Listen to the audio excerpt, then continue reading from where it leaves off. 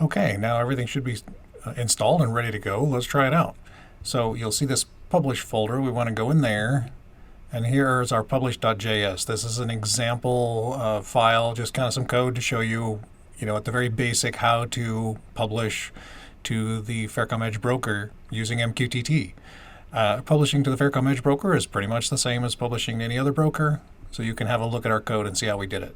But the purposes of this tutorial is just to show you how to use it. So let me open a command window here.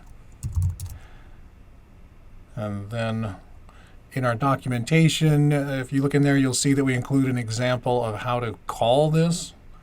And it looks like this.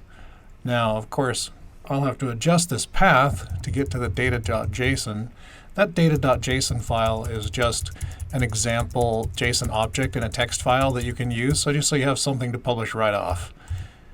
This utility that we wrote, it expects to publish a file. So let's look at some the commands that we're sending it here. So we're calling node, we've got the name of the file, /t test topic, that's the topic we're going to publish on. -f, that is the file name we're going to publish. So I'm just telling it to look in the local directory.